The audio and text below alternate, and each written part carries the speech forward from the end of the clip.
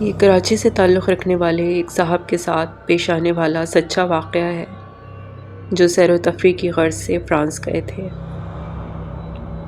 وہ یوں بیان کرتے ہیں کہ دفتر سے چھٹیاں ملتے ہی میں نے سیر و تفریح پر جانے کا فیصلہ کیا۔ اپنی اس تفریح کو ایک نیا انوکھا اور منفرد رنگ دینے اور اپنی پسندیدہ منتخب مقامات کو اچھی طرح گہری نظر سے بھرپور طور پر دیکھنے کے لیے میں نے کسی دوسری سواری یا موٹر سائیکل کے بجائے سائیکل پر فرانس کے اس علاقے کا دورہ کرنے کا ارادہ کیا جس کے بارے میں مجھے زیادہ معلومات نہیں تھیں، اور تفریح کا صحیح لطف تو نئی جگہ جا کر ہی آتا ہے، اور میرے لیے تو پرسرار قسم کے مقامات کچھ زیادہ ہی کشش رکھتے ہیں۔ یہاں کہہ دوں تو بے جا نہ ہوگا کہ مجھے پرسرار واقعات اور مقامات سے گہری دلچسپی رہی ہے، لیکن مجھے ایسی مافوق الفطرت چیزوں پر یقین نہیں تھا۔ پھر اس سفر میں مجھے جو کچھ پیش آیا اس کی داستان سن لیجیے۔ خیر، پھر وہ دن بھی آ گیا جب میں اپنا ضروری ساز و سامان لے کر اور اپنی نئی سائیکل پر لاد کر اس سفر پر چل نکلا، اور پھر اس سفر میں میرے ساتھ جو کچھ پیش آیا مجھے اس کا وہم و گمان بھی نہ تھا۔ ابھی میں بستی سے نکل کر کچھ دور گیا تھا کہ کسی بھی ٹھکانے یا منزل تک پہنچنے سے پہلے ہی طوفان نے مجھے آ لیا۔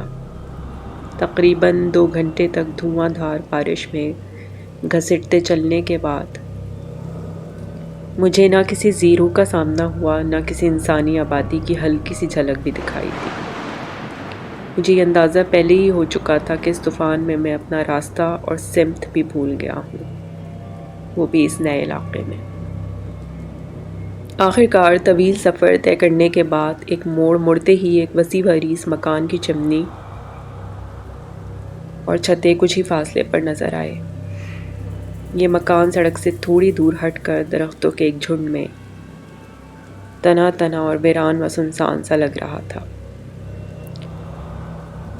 اگرچہ اس فاصلے سے اس کی کوئی زیادہ متاثر کن حالت معلوم نہیں ہوتی تھی، لیکن بہرحال اس ویرانے اور ایسی جگہ جہاں اب تک کسی انسان کی پرچھائی بھی دیکھنے کو نہیں ملی تھی، ایسے گھر کا وجود غنیمت سے بھی کچھ زیادہ ہی تھا۔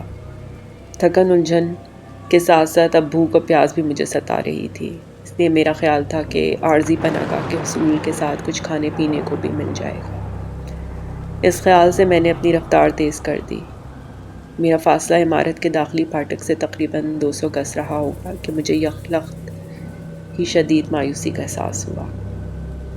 اس عمارت کی تو چھت ہی منہدم ہو چکی تھی۔ پرانے خستہ حال پھاٹک اپنے زنگ آلود قبضوں پر جھول رہے تھے۔ ڈرائیو وے کے اطراف اگی ہوئی بے ہنگم لمبی لمبی گھاس بتا رہی تھی کہ یہ عمارت عرصہ دراز سے غیر آباد پڑی ہے، تاہم میں نے جلدی خود کو سنبھال لیا۔ جس گھر کو میں اپنی پناہ گاہ سمجھتا تھا، اس کی یہ خستہ حالت دیکھ کر مجھے ناامیدی ہی ہوئی تھی۔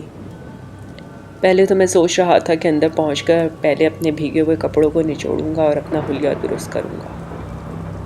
خیر، اب بغیر کسی مزید جھنجھٹ کے میں اپنی سائیکل عرصہ دراز سے عدم توجہی کا شکار اس ڈرائیو وے پر سے آگے لیتا چلا گیا۔ یہ تو ایک دیہاتی تفریحی مکان ثابت ہوا جو لمبی لمبی انگور کی بیلوں سے ڈھکا ہوا تھا اور کسی جنگلی خطے کا منظر پیش کرتا تھا۔ مین انٹرنس پر پتھر پر اسلحے اور دیگر جنگی اشیاء کی کندہ کاری سے معلوم ہوتا تھا کہ یہ کسی بڑے فوجی عہدیدار یا معزز شخصیت کی رہائش گاہ رہی ہوگی۔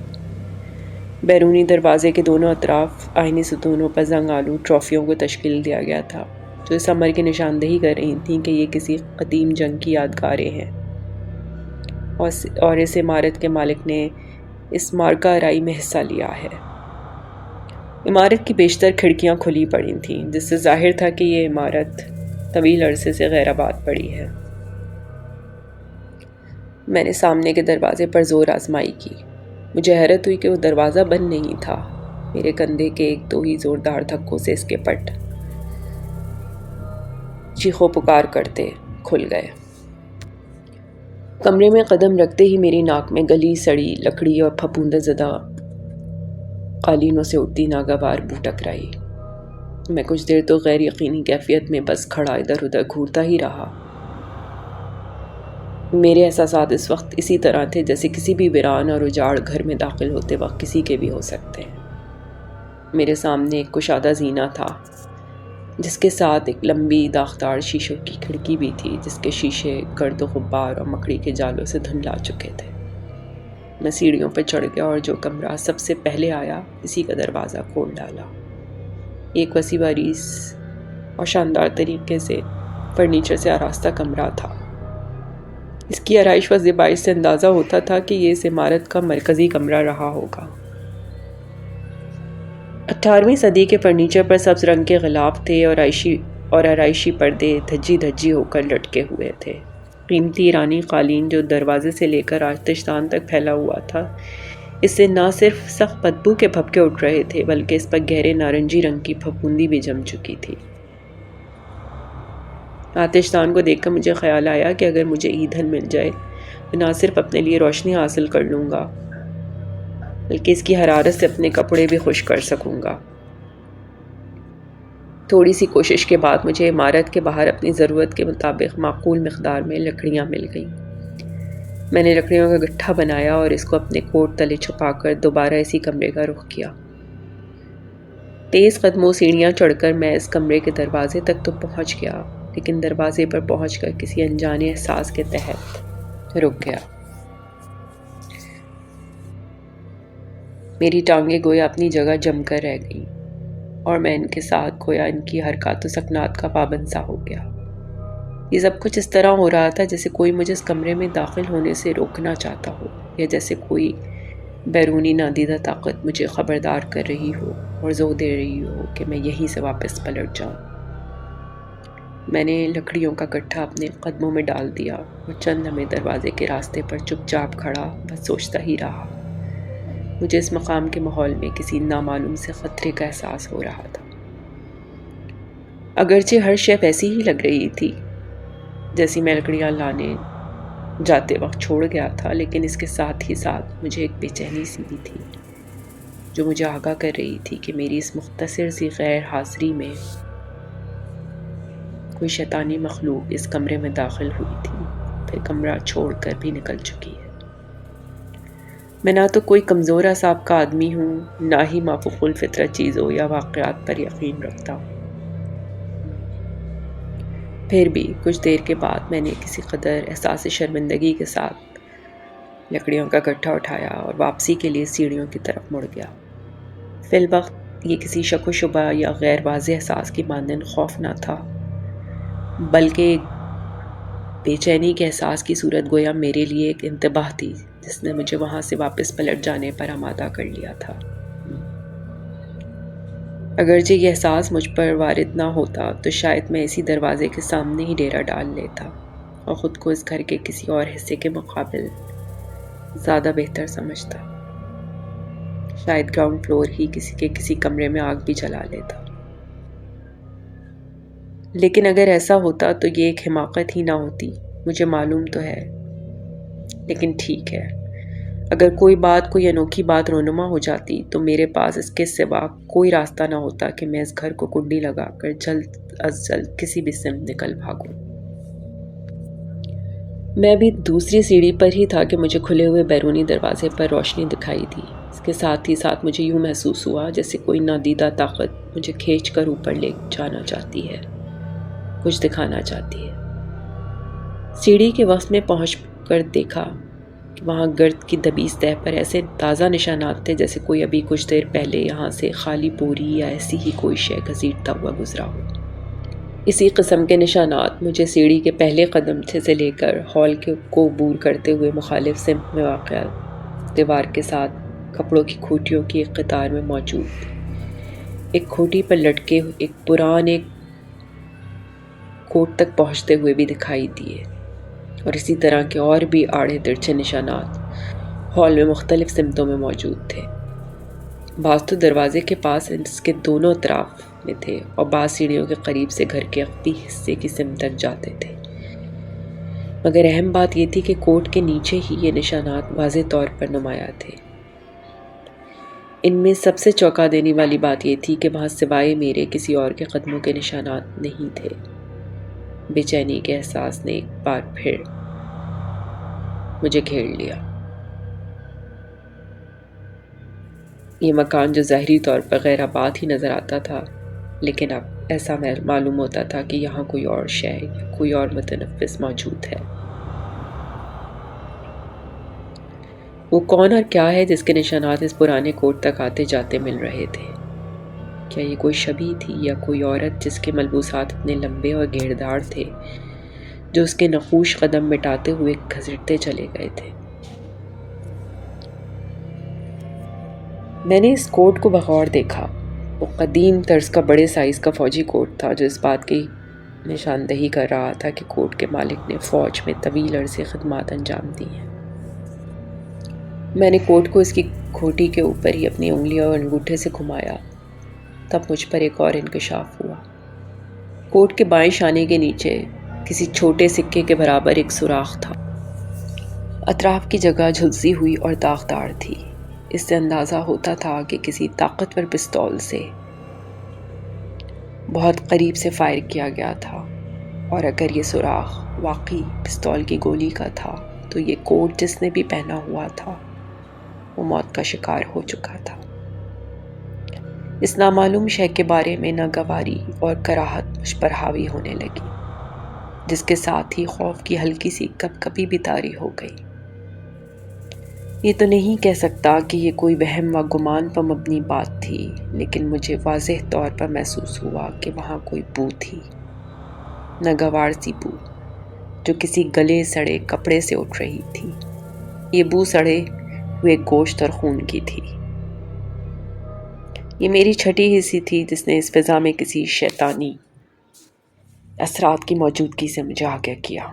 وہ ملعون ہستی جس کے سیاہ اور بدبودار ماضی کی بو اب تک یہاں پھیلی ہوئی تھی۔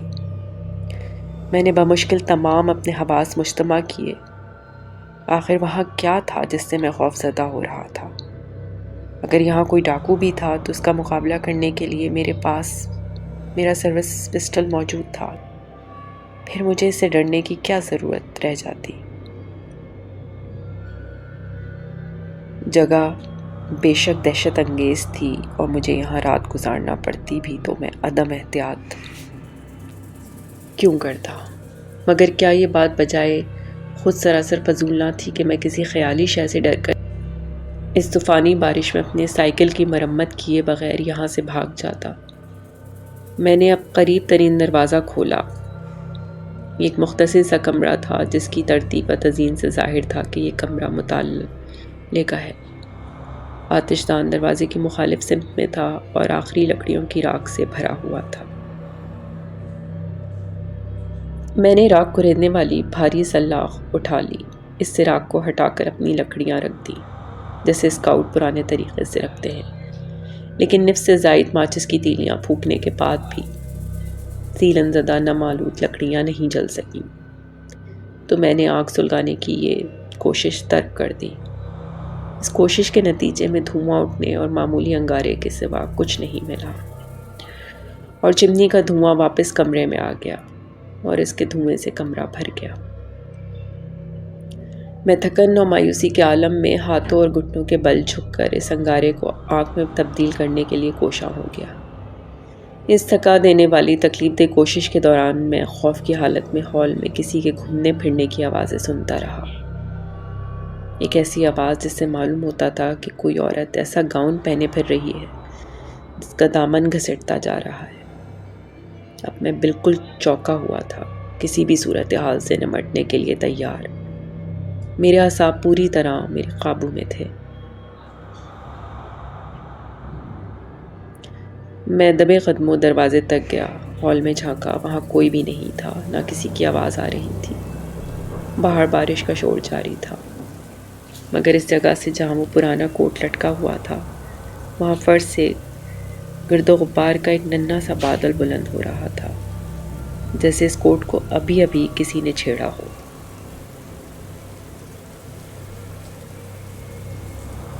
کوئی جوا گزرا ہوگا، میں نے خود کلامی کی اور دوبارہ انگارے پر زور زور سے پھونکے مارنا اور سلاخ سے کام لینا اور ماچس کی تیلیاں جلانا شروع کر دیں۔ ابھی میں جد و جہد میں الجھا ہوا تھا کہ مجھے پھر وہی عجیب سی آواز سنائی دی، جو زیادہ بلند تو نہیں مگر اسے سننے میں مجھے کوئی غلط فہمی نہیں ہوئی۔ میں نے ہال کے 2-3 چکر لگائے۔ اسی دوران سوائے اسی مقام پر گرد کے ایک ننھے بادل کے اٹھنے کے مجھے اور کوئی شے نظر نہیں آئی مگر میری چھٹی حس جو کسی بڑے اور سنگین خطرے سے خبردار کر رہی تھی۔ اب اس کی شدت میں اضافہ آ گیا تھا۔ مجھے بھی احساس ہو گیا کہ اس وسیع وریز پرانے ویران ہال میں تنہا نہیں ہوں، وہاں کوئی نہ کوئی غیر شفاف و غیر مرئی وجود ضرور ہے جو وہاں میری گھات لگائے ہوئے ہے۔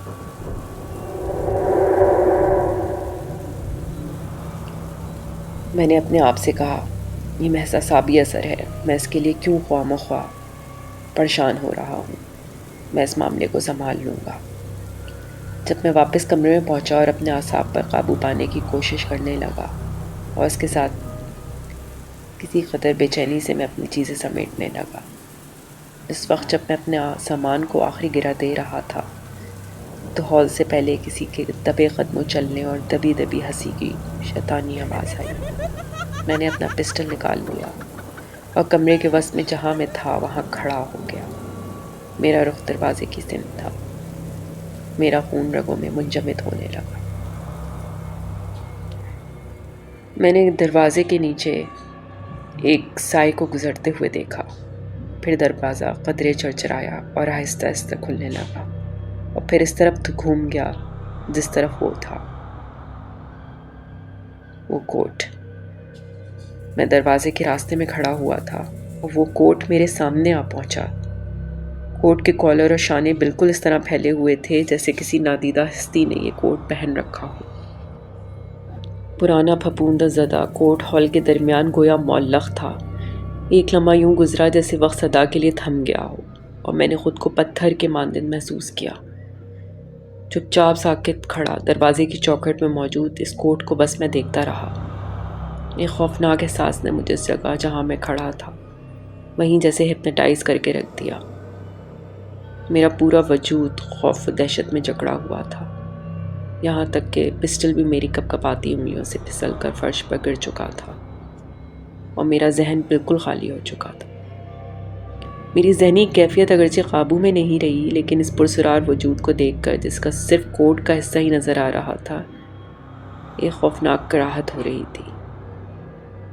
اس مخلوق سے آنے والی بو دروازے کے راستے تک کو آلودہ کر رہی تھی اور ایسا معلوم ہو رہا تھا کہ اگر مجھ سے اس کا ہلکا سا بھی لمس ہو جاتا تو نہ صرف میرا وجود نیست و نابود ہو جاتا بلکہ میری روح بھی ہمیشہ کے لیے اس کی شیطانی گرفت میں چلی جاتی۔ اور جب وہ وجود کمرے میں ایک ناقابل وضاحت قسم کی اوپر نیچے ہونے کی حرکت کے ساتھ داخل ہوا تو اس کوٹ کی خالی آستین اپنے پہلو پر عجیب انداز میں جھول رہی تھی۔ گردآلود فرش پر کوٹ کا دامن پھڑپھڑاتا اور گھسیٹتا جا رہا تھا۔ وہ آہستہ آہستہ آگے بڑھ رہا تھا، قدم بقدم۔ میری ابلتی ہوئی آنکھیں ایک دہشت بھری کیفیت میں اس شے پر جمی ہوئی تھیں۔ میں اس کے سامنے قدم بقدم ایک بے اختیار کیفیت میں پیچھے ہٹ رہا تھا، ہوش و حواس سے ماورا حرکت، بس میں پیچھے ہی ہٹتا جا رہا تھا یہاں تک کہ میری پشت آتش دان سے جا لگی اور اب میرے لیے مزید ہٹنے کے لیے جگہ ہی نہ رہی۔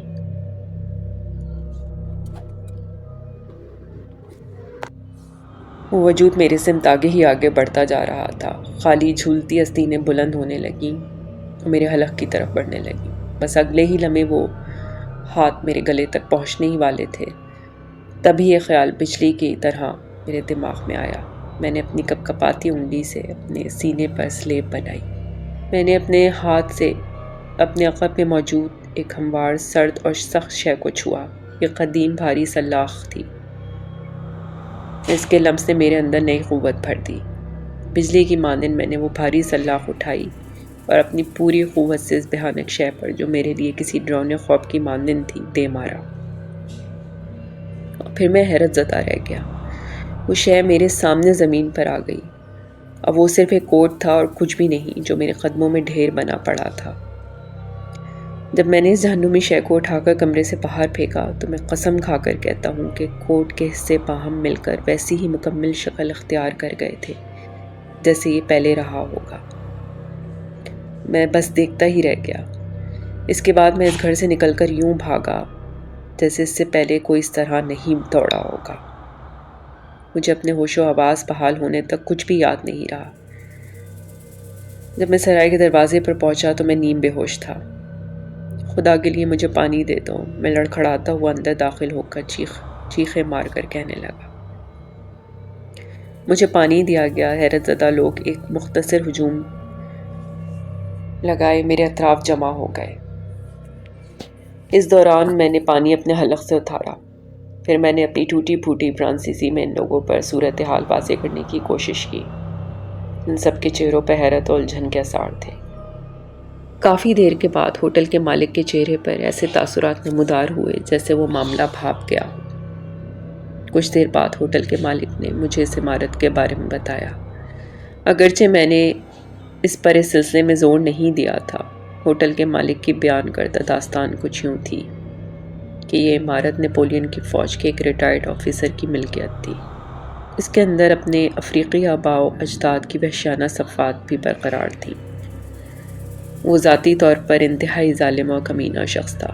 اسے اس علاقے کا بدترین شخص بھی سمجھا جا سکتا تھا۔ آخرکار کمینگی اور ظلم کی داستان اس طرح اختتام کو پہنچی کہ اس نے پہلے اپنی بیوی کو ہلاک کیا، پھر 2 بیٹیوں کو اس گھر میں موت کے گھاٹ اتارا، جن میں سے ایک نے مرنے سے پہلے اسے یعنی اپنے باپ کو بھی گولی مار دی۔ اس طرح یہ سارا خاندان اس گھر میں ختم ہو گیا۔ تب سے یہ گھر ویران اور اجڑا پڑا ہے۔